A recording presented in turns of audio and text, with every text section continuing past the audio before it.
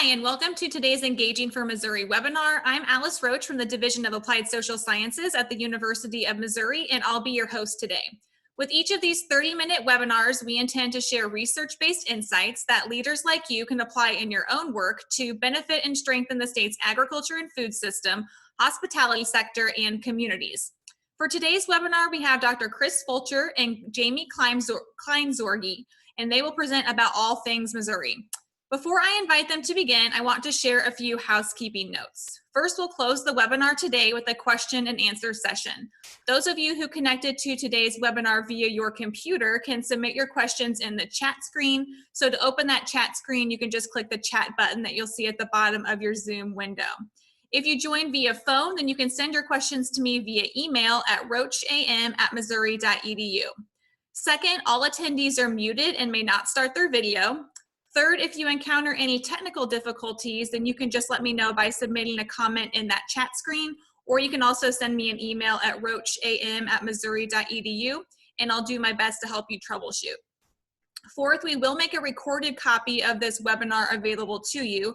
You can look for an email from Zoom in about a day from now, and that email will include a link to where you can access that recorded copy. Also, you can find an archive of all of our Engaging for Missouri webinars on our division's YouTube page. And I'll include a link to that page in the comments, or rather in the chat while we're presenting today.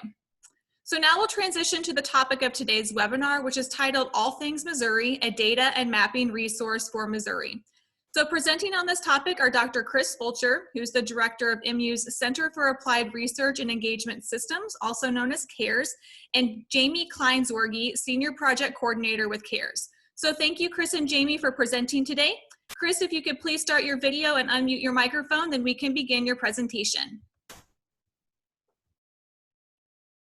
Very good, Alice. Thank you for the introduction, and good morning, everyone. I hope you're well. First of all, just to make sure, Alice, can you hear me okay? Yes. Okay, thank you. Good morning again. Jamie and I are going to be briefly talking about all things Missouri, and it is something that's been building out of a lot of work we've done over many years at the university. All Things Missouri, allthingsmissouri.org is the domain name.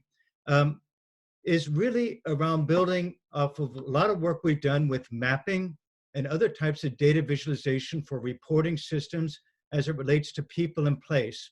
And it may have to do with health, it may have to do with food systems, it may have to do with economic development, etc. So being housed at the University Extension, what we built this All Things Missouri platform to do is really link the high tech with the high touch. The high tech with the data, the secondary data and tools and resources that we have with field faculty and staff across the state of Missouri. And what we learn from All Things Missouri, we can also scale across the rest of the country. As we are all dealing with the current pandemic, the need for ways to look at data is more important than ever. And often secondary data is going to become more and more outdated as it doesn't reflect the current reality of what's going on in communities. To that end, CARES has also built out a number of primary data collection tools, and Jamie will show you one of them in a minute. So it's really around understanding people in place as it relates to 4 impact areas in extension. It's around economic and community development, health and safety, ag and environment, and the 4th is youth and family. So with that, I want to go and focus for today's discussion on some tools we built out related to COVID-19. So Jamie, if you could advance to that next slide. So what we have is, if you go to allthingsmissouri.org, in the red banner, it will take you to this landing page where we have built out several tools and applications. You know, not only are we facing a pandemic, but in many ways we're facing an infodemic. And some of our friends say, you know, we're facing a Zoom-demic because we're just inundated with information, resources, etc. And in some ways we're contributing to that chaos as we are today with the Zoom call and with resources that I'm talking about. But what's different about what we're showing here is an interactive report environment as the first little card to your left. The next one is a COVID-19 National Vulnerability Footprint Tool. It is a way to take a slider bar across these different indicators related to uninsured populations, people age over 65, and another indicator related to the economy. So that is a vulnerable population footprint tool that you can type in any city or rural area in the country. The third card that you see is our story map. The story map is an attempt by CARES to kind of pull the pieces together related to COVID-19. Many people are focusing on the proximate, the near term. We see many people are fixated on the number of cases, the number of deaths, et cetera. And that is the data that is coming in as live feeds to CARES from Hopkins, et cetera. But that's not the full story. What we have All Things Missouri positioned to do is really address the longer term recovery efforts as it relates to the pandemic, unemployment, looking at issues related to mental health, et cetera. So the story map is a first attempt to pull together the different strands related to mental health, broadband, looking at other issues on the economy, et cetera, and would very much welcome your feedback, your input on what we're doing, what we're missing, and please provide that information. Provide that feedback, please. The next card is really around, it's a starter map. There are a series of basic maps that come off of our dashboard that I want to show you in a minute. This dashboard is really built off our ArcGIS server mapping capacity. The dashboard, if we can go to the next slide, Jamie.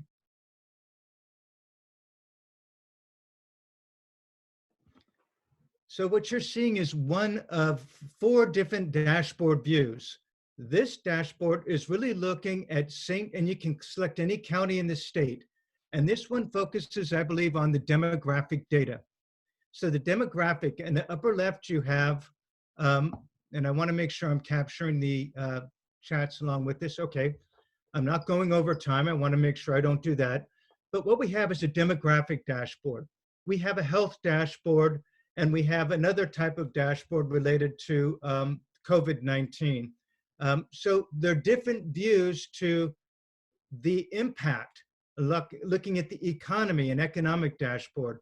So when you look at this dashboard, go to that lower left corner of that dashboard, you're going to see different tabs, and you can click across the tabs. One of those tabs is looking at the actual number of cases versus the rates of infection. This is really important because when you look at rates, they're much higher in rural areas than you get from just the raw numbers, the absolute numbers. It's a different kind of story, that it is an issue as much in rural America as it is in urban areas. So looking at these different dimensions of dashboards, story maps, what we've done at CARES, would really, again, appreciate your feedback and critical eye toward what we don't get right and how we can improve on what we're doing and how we can potentially leverage on the work that you're doing already. So with that, I want to turn it over to Jamie Kleinsorge.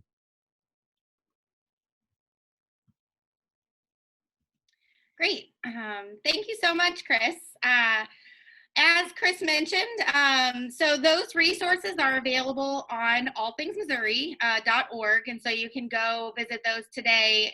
And if you do have any questions or need any additional information, like he said, please don't hesitate to reach out to us. We're happy to help. So we wanted to use the second part of our time today to highlight some of the ag-related tools that we've made available through All Things Missouri. So much like the COVID resources that you just saw from Chris Fulcher, we recognize that there are sort of different use cases for these type of data. And this applies also in the agriculture field as well. So what you're seeing here is a variety of ag-related tools that we've published on All Things Missouri and that are accessible today. There's no login or anything like that required in order to access these. The first one that you see here is the Missouri Eats Food Assessment Tool. We've been working with the folks at the Missouri Eats program to develop an assessment tool for communities to determine sort of what are their biggest vulnerabilities when it comes to food in their community, what are some of the opportunities that maybe they didn't recognize that are in the area, and then really what are people feeling? How are people feeling in terms of food security or insecurity?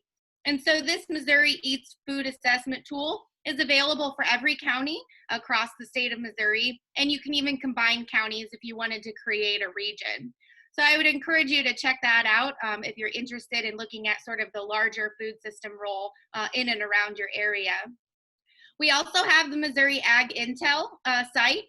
This is a really powerful tool, I think, that allows folks to see local market opportunities. So if you are in a location and you're a producer here in Missouri, you can see sort of what are the major metropolitan areas around you, who are possible purchasers of your commodity. There's also a really great alternative crop tool in there. So if you are working with farmers or producers and they're interested in knowing sort of suitability for alternative crops, there is a very long list, everything from, apples to zucchini in there. And so you can take a look and see sort of what your area is most suitable to maintain or to grow through that crop suitability tool. So that is also available. In addition to that, we also have the Ag Site. The Ag Site's been around for a long time, but continues to have very consistent usage. And so the Ag Site really helps folks learn more about their land and the possible, again, opportunities or vulnerabilities with maybe a piece of land that they currently own, one that they're looking to sell, or maybe something that they're looking to buy. And so with the Ag Site tool, you can learn about different types of soils, different types of geology on a piece of land. It gives you lists of endangered species, and it also tells you some historical data about the weather and precipitation. And so those are all really critical pieces of information that can help you decide whether you, again, want to keep a piece of land, sell a piece of land, or maybe grow some alternative crops there. Finally, or second to last here is our Building Regional Resilience Hub. And this is a very pertinent topic, thinking about what we're dealing with currently with COVID, but also other types of resilience. I'm here in the Jeff City area, and I watch the river go up and down every day, knowing that if we have a hard rain, that we're likely going to see a little bit of flooding. And so thinking about natural disasters like flooding, weather events like tornadoes, but then also thinking about things like COVID. How resilient or how ready is your community to return back to what you would consider normal, right? So if you had a disaster in your community today, how long would it take you to get back to today's economic, social, and environmental standards? And this Building Regional Resilience tool can really help you identify some of those vulnerabilities and opportunities. Finally, there you'll see the Missouri Source Water Protection and Assessment. If you are interested in water systems, public access to drinking water, and also wastewater systems, that is a great site to look at as well. A lot of impact on agriculture and production in our state here. The last thing that we wanted to take our time with today is to show you a new tool that actually just got released publicly today or yesterday. The Missouri Food Finder is a new, very lightweight interactive mapping interface that we've established, and it's available at mofoodfinder.org. You can see that URL there at the top. And this is an example of what it looks like. And I actually, if I can, I'm going to try to go live and show you what that is. So I'm going to create a new share here and show you my desktop. And you'll see here, this is the Missouri Food Finder tool. This is what it looks like live. Every day, yesterday, this map did not look nearly as populated as it does today. But what this is really trying to do is capture information about farmers, growers, and local suppliers. what we're recognizing in this new COVID-19 world that we live in is that there are many food-related producers and consumers that have had to shift the way that they do business, the people that they distribute to, how they distribute. And so we're really trying to figure out a way to help folks understand that shifting landscape. So this is one attempt at doing that.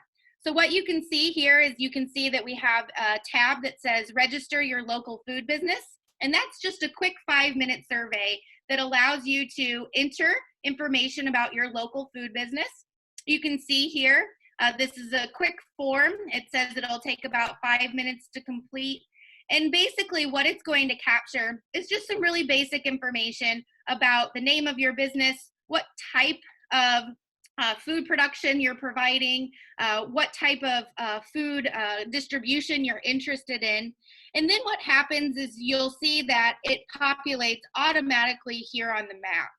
Right now we have 2 categories, FoodSurf verified and unverified. We have a team of people sort of working behind the scenes to make sure all of these points are being verified and that they are in fact real places that you can contact. And so this is an example of an output that you see from here. We have Rock and Pea Ranch here in Montauk County. We have a direct email, a link to their Facebook page, their days of operation, some of the purchasing options.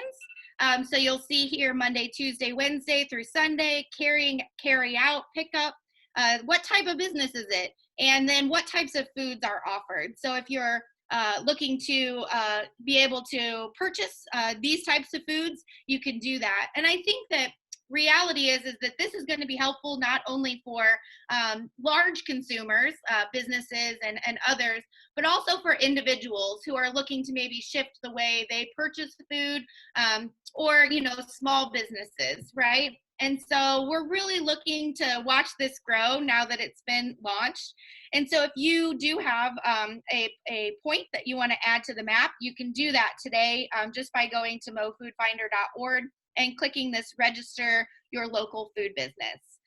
So with that, I'm going to pause, and I think it's time for us to take questions. Yes, thank you both, Chris and Jamie, for your presentation. If you do have questions for our presenters, again, you can put those questions in the chat screen, or you can also send me an email at roacham@missouri.edu. And Chris, I wanted to start with a question here. You mentioned having an interest in collecting information about other data sets that users would like to see as part of All Things Missouri. What's the best way for people to get in touch with the CARES team to make those kinds of suggestions? Sure. Thank you for the question, Alice. Start by emailing me or Jamie Kleinsorge. Sam Tennant is also one of our coordinators at CARES. So in terms of reaching out to us, email, a phone call would be fantastic. Jamie and Sam serve as the lead coordinators, so they are the face of CARES, working with many stakeholders around the state and around the country. So I think that would be the best way of going about it. And please note that we have the technical capacity and a great team of people that can pull pieces together quickly, but we're not content experts. And I often tell people we're context experts. We can pull the pieces together, deliver, and communicate that, but we really rely on the good thinking and the good work that our colleagues do across the university, as they're doing with us, with many organizations around the country, to pull these things together. So would welcome any ideas or input from you all. Thank you. Excellent. So I have another question here about how many data sets do you draw from to aggregate all these data and put it into All Things Missouri? Do you have a number offhand? We often talk about, we have about 33,000 GIS data layers. Now, that number changes a lot, and we can slice and dice the data in many different ways. But I think the best way of framing is we have tens of thousands of secondary data layers that vary in levels of geography, from county down to census tract, to block group, to block, to point level data. There's a wealth of data there. It's too much in many ways. That's why our different funders that we have around the country want to focus just on one facet or another related to this vast data engine we have. And I would argue that the secondary data only goes so far. It's the way that we engage those organizations and their communities around primary data collection and processes that really brings value to this. So the data is just a starting point in our engagement. Sure. Some of these data will probably be helpful if groups were working with policymakers, for instance. Is there any way to segment the data by congressional district, for example, so they can pull data specific to policymakers? That is correct. So we have all of the legislative and congressional district boundaries available nationwide. We have a tool that's available for the state of Missouri called engagemo.org. And the engagemo.org website, you have an area that you can click on any legislative district or congressional district or county and bring up the underlying activities going on the University of Missouri across all 4 universities. It's what we've called for the past 12 years our impact data sheet, our district data sheet. So that's another way to interact with our system. Great. We have a question here from an attendee. How widespread across the country is such an information system such as the Missouri Food Finder? And what kind of evidence do you have that it enhances resilience in the COVID-19 crisis? So we're learning that there are variations on this tool all over. People want to connect, and it's a natural way to start.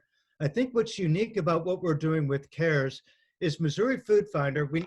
We started this process about a week ago, and we launched it this week. We have a lot of work to do to tie the strands together to some of the tools that Jamie pointed to, the Ag Intel site, the Missouri Ag site, et cetera, are ways that we can leverage. So when a farmer or a producer puts in their address, they're able to create a more in-depth report. And so we're going to continue to evolve this tool, and again, would welcome feedback or input from you all on how to do that.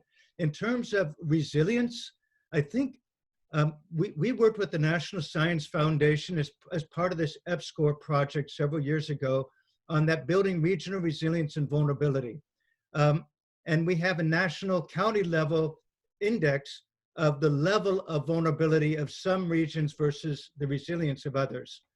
To answer your question in terms of evidence regarding it enhancing resilience, what we do know is that the currency of the data, the curation of it, and making sure it's validated are really important in making sure it's useful to people to use. And with that in place, you're going to see more activity, we think, on the site. Now, Missouri Food Finder is very early out the gate. We have a lot to learn from that process.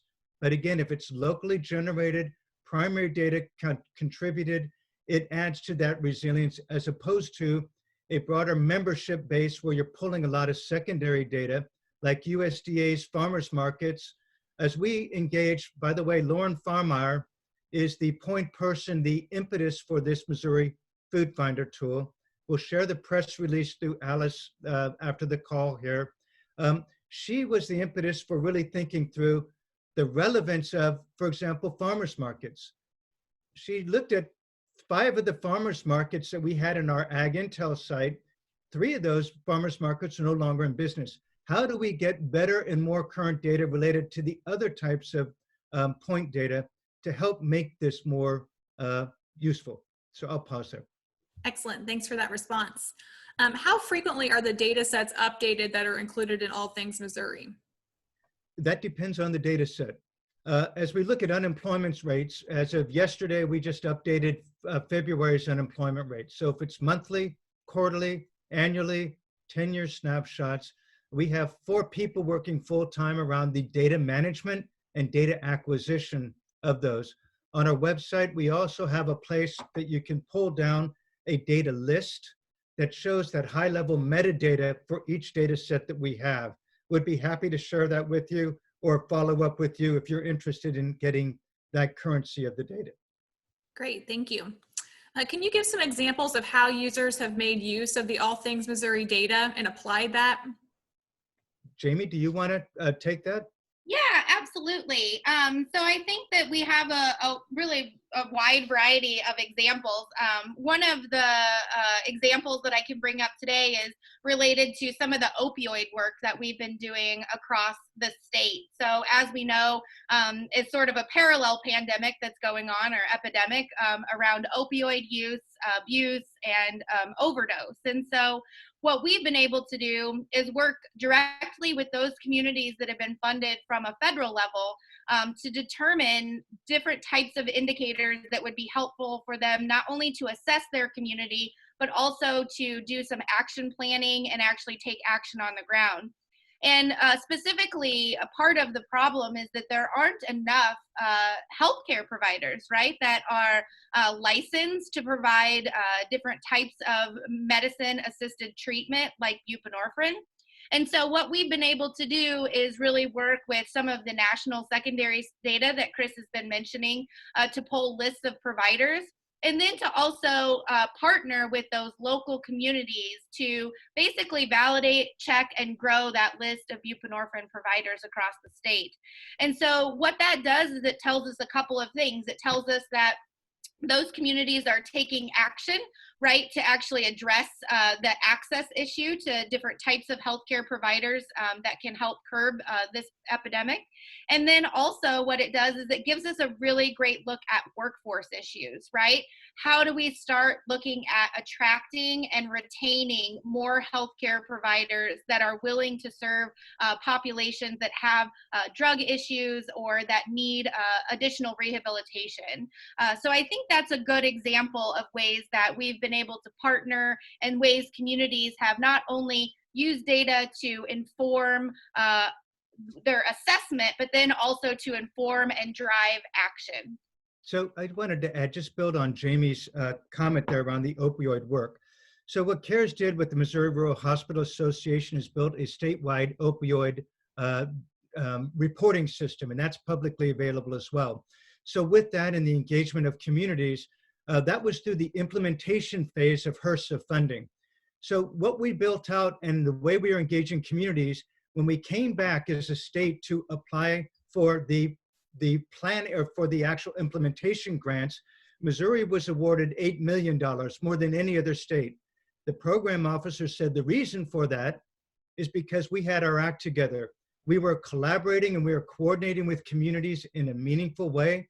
And we had our data system in order that was of higher quality than other data systems that were available. Wow, great example then of how the data could be applied. I have one last question for you. There is a Missouri map room that's available on your All Things Missouri site where people can really go in and create their own maps. Could you speak to that tool a little bit? Sure, just to start, and I'll pivot over to Jamie afterwards. CARES was really founded with one core mission, is to make public data publicly accessible to all communities as maps and interactive reports. That public good foundation has served as a great revenue generator for those organizations that want to drill down deeper related to their data for their organization. So the map room is really a public good for the state of Missouri that really builds further than the national map room, because we've been more intentional around acquiring data around those 4 impact areas that I just mentioned earlier in the call today. So that map room is a public asset, and you can get lost quickly in it. So we have supporting videos, et cetera, to help people navigate. Jamie, did you want to add to that? Yeah, just really quickly, as Chris said, you know, if you're not familiar with using GIS or geographic information systems, or if you feel a little bit gun shy to jump into that map room, we do have starter maps available, and you will find those there on that homepage of All Things Missouri. And those are just sort of pre-built maps that you can move around to different areas and add additional data. We also have a webinar series, so that 3rd or 4th tab that's on the homepage of All Things Missouri is news and updates. And there you'll find our webinar schedule. So we have one scheduled next week that's focused on indicators related to health and safety. And then we have another just general overview where we're going to highlight the use of the map room and then also some of our COVID tools in 2 weeks. So if you do want to learn more or you need some additional assistance, with learning the map room, we've got some great training opportunities coming up that you could join. Excellent. Thank you, Jamie. And I'll be sure to include the links to that information in the follow-up email that everyone will get in about a day from now, so that's easy to access. So thank you, Chris and Jamie, for sharing today's webinar presentation, and thank you to our audience too. When you exit Zoom, you'll see a post-webinar survey load in your browser. If you could please consider responding, we'll use your results to improve the webinar experience and also brainstorm future webinar topics. Again, you should receive a recorded copy of today's webinar via email within about a day from now, and I'll include those links that I mentioned earlier. Our next Engaging for Missouri webinar is tomorrow at 1 p.m. We'll have Christy Miller and Rachel Heimericks from the Missouri Department of Agriculture here to share about the Missouri Senior Farmers Market Nutrition Program. So thank you again for joining us, and enjoy your day. Thank you, Chris and Jamie, too. Thank you. Bye.